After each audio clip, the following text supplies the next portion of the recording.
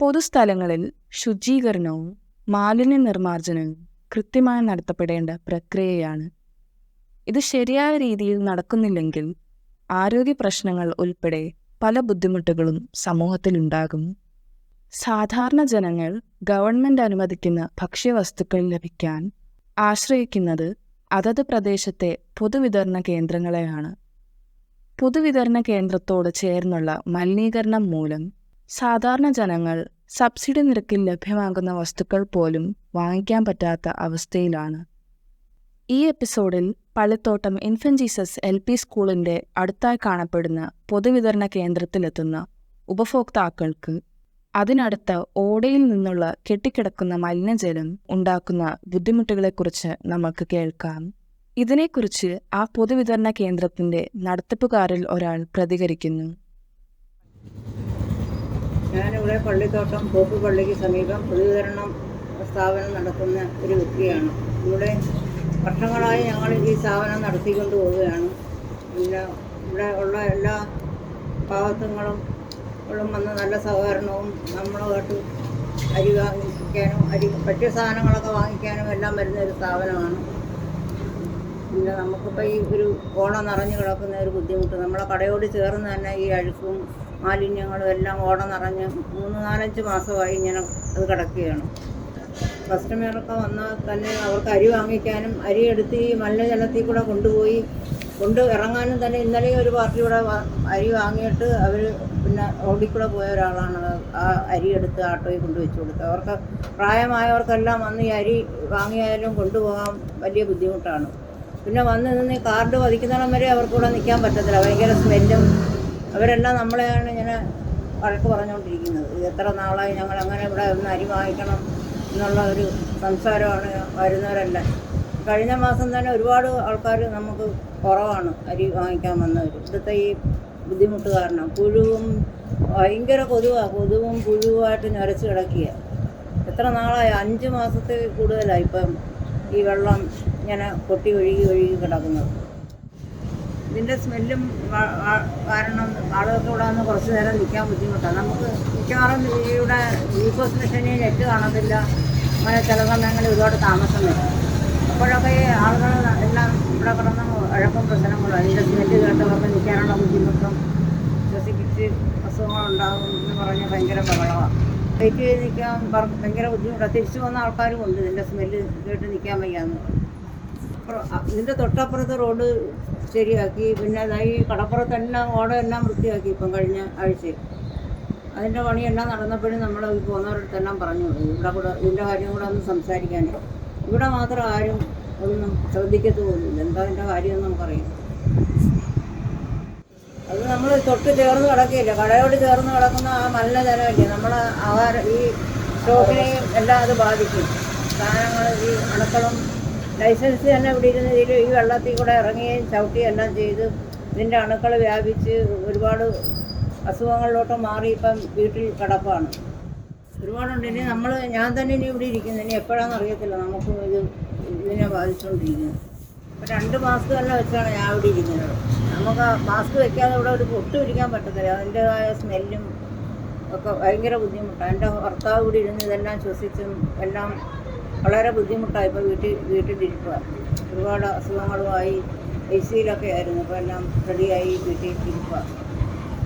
അത് ഇവിടെ ജോലിക്കാരെ കിട്ടുന്നില്ല, ഫണ്ടൊക്കെ റെഡിയായി കിടക്കുകയാണെന്ന് പറയുന്നതല്ലാതെ 3-4-5 മാസം കൊണ്ട് നമ്മൾ ഈ ദുരിതം അനുഭവിച്ചുകൊണ്ടിരിക്കുക.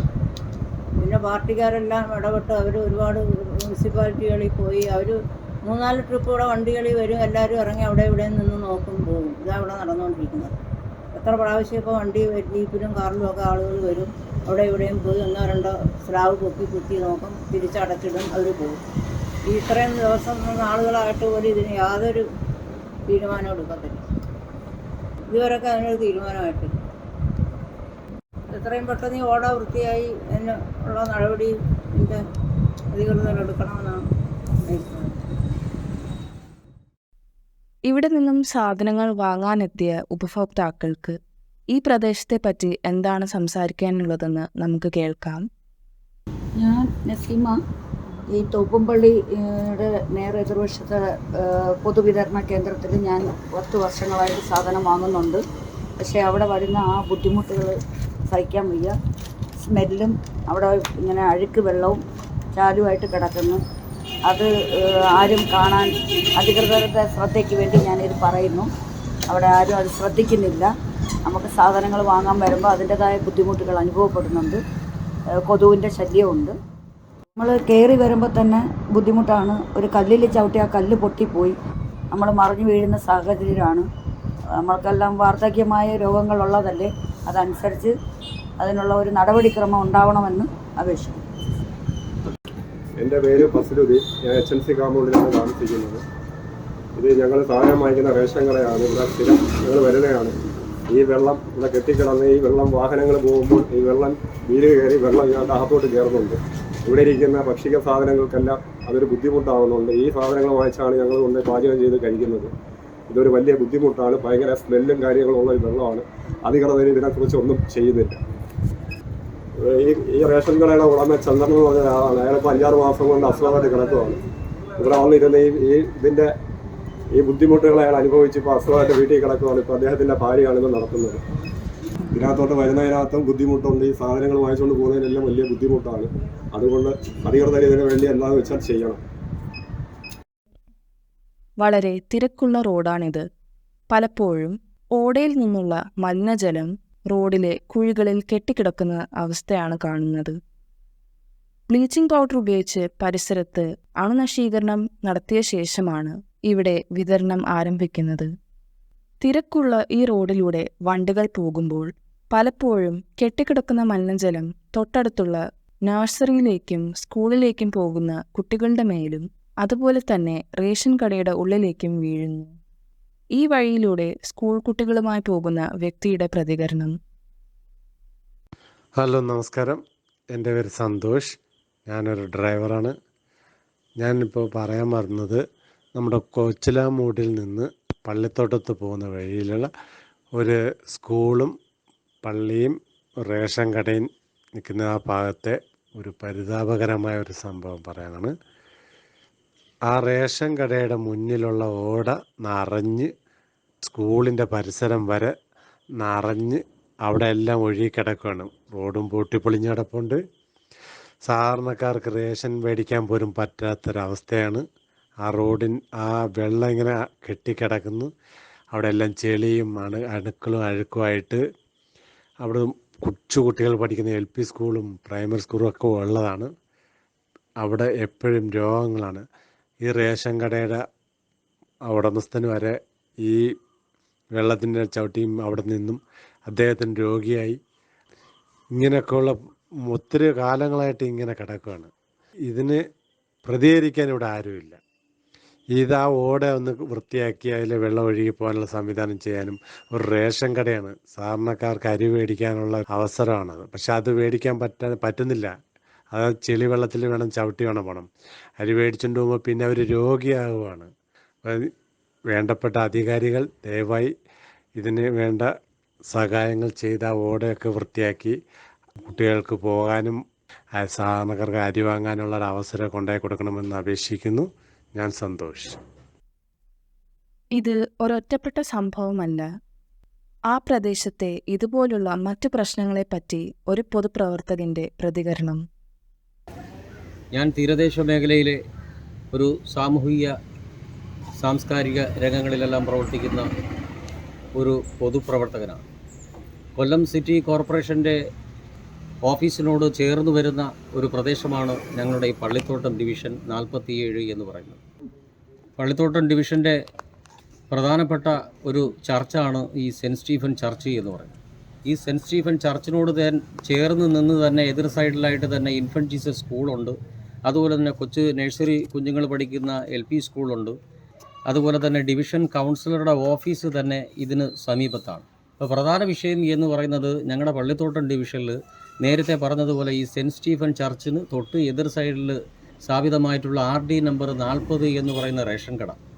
ഈ റേഷൻ കടയ്ക്ക് മുന്നിലുള്ള ഒരു ഓട, ആ ഓട ഇന്ന് പറയുന്നത് ഇന്ന് മാലിന്യങ്ങളുടെ കൂമ്പാര കേന്ദ്രങ്ങളായി മാറിയിരിക്കുക. അത് മഴക്കാലമായാലും ശരി തന്നെ, അത് അല്ലാതെയുള്ള ഇപ്പോഴുള്ള ഈ വേനൽക്കാലമായാലും ശരി തന്നെ എപ്പോഴും ആ ഓട നിറഞ്ഞ് സത്യം പറഞ്ഞു കഴിഞ്ഞാൽ അവിടെ ഈ പ്രദേശത്തുള്ള ഒരു സാധാരണക്കാരനായിട്ടുള്ള ഒരു ഉപഭോക്താവിന് ആ റേഷൻ കടയിൽ വന്ന് സാധനങ്ങൾ പോലും വാങ്ങാൻ പറ്റാത്ത ഒരു സ്ഥിതിവിശേഷമാണ്. അങ്ങനെ കറങ്ങി തിരിഞ്ഞ് പുറകു ഭാഗത്തൂടെയൊക്കെ ഒഴിഞ്ഞു മാറി വന്ന് വേണം ഈ കടയിൽ സാധനം വാങ്ങാൻ.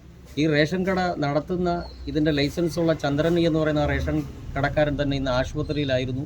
അതുപോലെ തന്നെ അദ്ദേഹം ഇപ്പോൾ ഡിസ്ചാർജ് ചെയ്ത് അദ്ദേഹം വീട്ടിലാണ്. അദ്ദേഹത്തിന് ഇതുമായി ബന്ധപ്പെട്ടുള്ള ഈ മാലിന്യങ്ങളിൽ നിന്ന് വരുന്നിട്ടുള്ള അണുബാധ അദ്ദേഹത്തിന് വരികയും അദ്ദേഹത്തിന് ആശുപത്രിയിലൊക്കെ പ്രവേശിപ്പിച്ച് ഇപ്പോൾ അദ്ദേഹം ഡിസ്ചാർജ് ചെയ്ത് കഴിഞ്ഞ കുറച്ച് നാളുകളായി അദ്ദേഹം ഇപ്പോൾ വീട്ടിലാണ്. അപ്പോൾ പകരത്തിന് വേറെ ആളാണ് ആ റേഷൻ കടയിൽ ഇരിക്കുന്നത്. അപ്പോൾ ഇതുമായി ബന്ധപ്പെട്ട് പലതവണ ഞാൻ കൊല്ലം സിറ്റി കോർപ്പറേഷനും അതുപോലെ തന്നെ ബന്ധപ്പെട്ട അധികാരികൾക്കും മേയർക്കും അതുപോലെ തന്നെ ക്ലീൻ സിറ്റി മാനേജർക്കും എല്ലാം രേഖാമൂലം പരാതിയും നേരിട്ടും ഒക്കെ പലതവണ ജില്ലാ കളക്ടർക്ക് ഉൾപ്പെടെ ഞാൻ നിവേദനങ്ങളും പരാതികളും ഒക്കെ ആയിട്ടുള്ള രീതിയിലൊക്കെ ഒരുപാട് കൊടുത്തിട്ടുണ്ട്. പക്ഷേ ഇതെല്ലാവരും ഓരോരുത്തരും വരികയും ഈ ഭാഗങ്ങളെ അന്വേഷിച്ച് ബോധ്യപ്പെട്ടു പോകുന്നതല്ലാതെ ഇതിന് ശാശ്വതമായിട്ടുള്ള ഒരു പരിഹാരം കാണുന്നതിന് വേണ്ടി ഈ ഓട തുറന്ന് സ്ലാബുകൾ തുറന്ന് അത് അടിയന്തരമായും ശുചീകരണ പ്രവർത്തനം നടത്തി അതിന് ശാശ്വതമായിട്ടുള്ള ഒരു പരിഹാരം കാണുവാൻ ഈ കൊല്ലം കോർപ്പറേഷനിലെ മേയറോ ഭരണാധികാരികൾക്കോ അവിടുത്തെ ക്ലീൻ സിറ്റി മാനേജർക്കോ അവിടുത്തെ ഡിവിഷണൽ കൗൺസിലർക്ക് പോലും സാധിച്ചിട്ടില്ല. സ്ഥലം MLA തന്നെ നിരന്തരം ഈ റേഷൻ കടയ്ക്ക് മുന്നിലൂടെയാണ് പോകുന്നത്. അതുപോലെ തന്നെ നേരത്തെ പറഞ്ഞ കണക്ക് ഇവിടുത്തെ ഡിവിഷൻ കൗൺസിലർ അദ്ദേഹവും ഇതുവഴി ഞങ്ങളെപ്പോലുള്ള സാധാരണക്കാർ സഞ്ചരിക്കുന്ന ഈ റോഡ് എന്ന് പറയുന്ന പള്ളിത്തോട്ടത്തെ പ്രധാന ഒരു സിറ്റിയിൽ തന്നെ ഒരു വലിയ ഒരു ബ്ലോക്ക് ഉണ്ടായിക്കഴിഞ്ഞാൽ അതിന് സമാന്തരമായിട്ടുള്ള ജനങ്ങൾ സഞ്ചരിക്കുന്ന പ്രധാനപ്പെട്ട ഒരു റോഡാണ് ഞങ്ങളുടെ ഈ പള്ളിത്തോട്ടം കൊച്ചുപിലാട് മൂട് പാലം മുതൽ കല്ലുപാലം വരെയുള്ള ഈ കനാൽ റോഡ് എന്ന് പറയുന്നത്. ഈ റോഡിൻ്റെ ശോചനീയാവസ്ഥ ഇന്ന് പരിതാപകരമാണ്. ജനങ്ങൾക്ക് സഞ്ചരിക്കുവാൻ പോലും കഴിയാത്ത ഒരു സ്ഥിതിവിശേഷമാണ്. നടന്നുപോലും സഞ്ചരിക്കുവാൻ കഴിയില്ല. നിങ്ങൾ ആ റേഷൻ കടയുടെ ആ ഭാഗത്ത് മുൻവശത്ത് വന്ന് നോക്കിയാൽ ഇതെല്ലാം നിങ്ങൾക്ക് ബോധ്യപ്പെടും. ഇതെല്ലാം അറിഞ്ഞില്ല എന്ന ഭാവം നടിച്ചുകൊണ്ട് ഇതിന് ശാശ്വതമായ ഒരു പരിഹാരം കാണാനുമായിട്ട് ഇവിടുത്തെ കൗൺസിലർക്കോ ഇവിടുത്തെ മേയർക്കോ ബന്ധപ്പെട്ട MLAക്കോ സ്ഥലം MLA ആയിട്ടുള്ള അദ്ദേഹത്തിന് പോലും കഴിയുന്നില്ല. അദ്ദേഹം തന്നെ സ്ഥിരമായി ഇതുവഴി തന്നെയാണ് സഞ്ചരിച്ചു കൊണ്ടിരിക്കുന്നത്. പള്ളിത്തോട്ടം ഡിവിഷനിൽ ഇത് മാത്രമല്ല സംഭവം.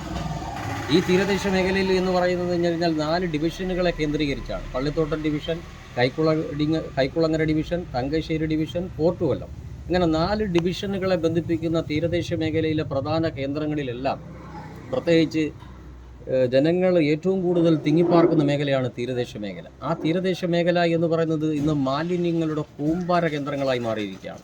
കൊല്ലം കോർപ്പറേഷൻ ഭരണകൂടവും അതുപോലെ അതിനെ പ്രതിനിധീകരിക്കുന്ന ജനപ്രതിനിധികളുടെയും പൂർണ്ണ പരാജയം വിളിച്ചോതുന്ന തരത്തിലുള്ള ഒന്നാണ് ഈ തീരദേശ മേഖല. നിങ്ങൾക്ക് സത്യം പറഞ്ഞു കഴിഞ്ഞാൽ തീരദേശ മേഖലയിൽ വന്ന് നോക്കണം. മാലിന്യങ്ങളുടെ കൂമ്പാര കേന്ദ്രമാണ്. ഇവിടെ ഒരു എറോബിക്ക് തുമ്പോളി കേന്ദ്രങ്ങൾ, പല പട്ടിക്കൂടുകൾ കെട്ടിയിടുന്നത് പോലെ അശാസ്ത്രീയമായിട്ടുള്ള ചില എറോബിക്ക് തുമ്പോളി കേന്ദ്രങ്ങൾ കാലഹരണപ്പെട്ട് കിടക്കുന്നതുണ്ട്. 1-2 മാത്രം പ്രവർത്തിക്കുന്നതുണ്ട്. അപ്പോൾ മാലിന്യം എന്ന് പറയുന്നത് ഉപയോഗശൂന്യമായ എല്ലാ സാധനങ്ങളും മാലിന്യങ്ങളുടെ പട്ടികയിൽ വരുന്നതാണ്. അപ്പോൾ മാലിന്യങ്ങൾ നിർമ്മാർജ്ജനം ചെയ്യുന്ന കാര്യത്തിൽ അതുപോലെ തന്നെ പള്ളിത്തോട്ടം ഡിവിഷനിലെ HNC കോമ്പൗണ്ടിൻ്റെ താഴെ 8 വീടിനോട് നേരെ താഴെ ആ ഭാഗത്ത് വർഷങ്ങൾക്ക് മുമ്പ് അവിടെ ഒരു കുഴൽക്കിണർ താത്തിട്ട് അതിൽ വെള്ളം പോലും കിട്ടുന്നില്ല. പ്രത്യേകിച്ച് ഈ വേനൽക്കാലത്തൊക്കെ പള്ളിത്തോട്ടം ഡിവിഷനിലും അതുപോലെ തന്നെ ഞങ്ങളുടെ പള്ളിത്തോട്ടത്തെ ഇപ്പം നീലിമ കുളിർമ എന്ന് പറയുന്ന പഴയ QSS കോളനി ആ ഭാഗങ്ങളിലൊന്നും കുടിവെള്ളം പോലും കിട്ടുന്നില്ല. അപ്പോൾ കുടിവെള്ളം കിട്ടുന്നില്ല, അതുപോലെ തന്നെ ശുചീകരണ പ്രവർത്തനം ഒന്നും നടക്കുന്നില്ല ഞങ്ങളുടെ മേഖലയിൽ. ചുരുക്കം പറഞ്ഞാൽ ഞങ്ങളുടെ ഡിവിഷൻ്റെ ഏറ്റവും വലിയ പരിതാപകരമായിട്ടുള്ള വ്യവസ്ഥയ്ക്ക് കാരണം എന്ന് പറയുന്നത് ഞങ്ങളുടെ പള്ളിത്തോട്ടത്തെ ഡിവിഷൻ കൗൺസിലർ തന്നെ. ഒരു കാര്യങ്ങൾക്കും ജനങ്ങളുടെ നിരന്തരമായിട്ടുള്ള സമയബന്ധിതമായിട്ടുള്ള ഒരു കാര്യങ്ങൾക്കും ഈ പള്ളിത്തോട്ടം ഡിവിഷൻ കൗൺസിലർ ജനങ്ങളുടെ ഓരോ ആവശ്യങ്ങൾക്കും ഇടപെടുന്നില്ല എന്നുള്ള വ്യാപകമായിട്ടുള്ള ആക്ഷേപങ്ങളും പരാതികളുമുണ്ട്. നിങ്ങളൊക്കെ സത്യം പറഞ്ഞാൽ തീരദേശ മേഖലയിൽ വന്ന് നോക്കണം. എന്തെങ്കിലുമൊക്കെ കാര്യങ്ങൾ പൊട്ടിപ്പുറപ്പെടുമ്പോൾ ഏതെങ്കിലും രോഗങ്ങളോ അതുപോലെ തന്നെ മറ്റേതെങ്കിലും രോഗങ്ങളൊക്കെ പൊട്ടിപ്പുറമ്പോൾ കാണിക്കുന്ന ഈ സാഹസികമായിട്ടുള്ള ചില പ്രവർത്തനങ്ങളല്ലാതെ ജനങ്ങളെ ദിനംപ്രതി ബാധിക്കുന്ന മാലിന്യങ്ങളുടെ കാര്യത്തിലാണെങ്കിലും ശരി തന്നെ, അതുപോലെ തന്നെ പബ്ലിക് ടാപ്പുകളിൽ വരുന്ന കുടിവെള്ളത്തിൻ്റെ കാര്യത്തിലാണെങ്കിലും ശരി തന്നെ, അതുപോലെ തന്നെ തെരുവ് വിളക്കുകളുടെ കാര്യത്തിലാണെങ്കിലും ശരി തന്നെ, ജനങ്ങളുടെ ദൈനംദിനമായിട്ടുള്ള ഒരു പ്രവർത്തനങ്ങൾക്കും ഇവിടുത്തെ പ്രത്യേകിച്ച് കോർപ്പറേഷൻ പ്രതിനിധികൾ ഇടപെടുന്നില്ല എന്നുള്ളതാണ് പ്രധാനമായും ഈ മേഖലകളിൽ ഞങ്ങൾ അനുഭവിച്ചു വരുന്നത്.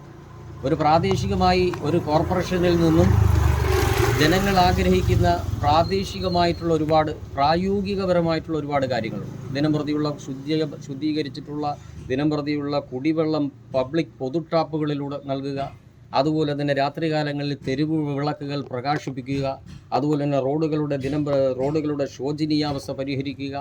അങ്ങനെ ദൈനംദിനപരമായിട്ടുള്ള എല്ലാവിധ കാര്യങ്ങളിൽ നിന്നും ഈ കൊല്ലം കോർപ്പറേഷൻ ഭരണകൂടം പൂർണ്ണമായും പരാജയപ്പെട്ടിരിക്കുന്നു. ഏറ്റവും പ്രധാനപ്പെട്ട കാരണം എന്ന് പറയുന്ന പള്ളിത്തോട്ടം ഡിവിഷനാണ്. വ്യാപകമായ ആക്ഷേപവും പരാതികളുമാണ് ഇവിടുത്തെ പ്രദേശവാസികൾക്ക് പറയാനുള്ളത്. അതുകൊണ്ട് ഈ പറയുന്ന കാര്യങ്ങൾക്കൊക്കെ അടിയന്തരമായ പ്രാധാന്യം നൽകുകയും അതിന് രാഷ്ട്രീയ ചിന്തകൾക്ക് അതീതമായി ജനങ്ങളുടെ കാര്യങ്ങൾക്ക് മുൻതൂക്കം കൊടുത്തുകൊണ്ട് ജനങ്ങളെ ബാധിക്കുന്ന പ്രശ്നങ്ങൾക്ക് ദൈനംദിനപരമായിട്ടുള്ള കാര്യങ്ങൾക്ക് ഇവിടുത്തെ ജനപ്രതിനിധികളും അതുപോലെ തന്നെ പ്രത്യേകിച്ച് കോർപ്പറേഷൻ ഭരണകർത്താക്കൾ അടിയന്തരമായും ഇടപെട്ട് മേൽപ്പറഞ്ഞ കാര്യങ്ങൾക്ക് ഒരു ശാശ്വതമായ പരിഹാരം കാണണം എന്നതാണ് ഒരു സാമൂഹിക സാംസ്കാരിക തീരദേശ മേഖലയിലെ പൊതുപ്രവർത്തകൻ എന്ന നിലയിൽ സദു പള്ളിത്തോട്ടം എന്നാണ് എൻ്റെ പേര്. എനിക്ക് ഇത്ര മാത്രമേ പറയാനുള്ളൂ. മേൽപ്പറഞ്ഞ കാര്യങ്ങൾക്ക് ശാശ്വതമായിട്ടുള്ള ഒരു അടിയന്തര പ്രാധാന്യവും ഈ കാര്യങ്ങൾക്ക് നൽകണമെന്ന് പറഞ്ഞുകൊണ്ട് ഞാൻ നിർത്തുകയാണ്. മേൽപ്പറഞ്ഞ പ്രശ്നങ്ങൾക്ക് ശാശ്വതമായ ഒരു പരിഹാരമാണ് വേണ്ടത്. ശുചീകരണ പ്രക്രിയകൾ സമയബന്ധിതമായി പൂർത്തിയാക്കിയാൽ ഇതുപോലെയുള്ള പ്രശ്നങ്ങൾക്ക് പരിഹാരം കാണാൻ കഴിയും. ബന്ധപ്പെട്ട അധികാരികൾ ഇതിനു വേണ്ട നടപടികൾ സ്വീകരിക്കേണ്ടിയിരിക്കുന്നു.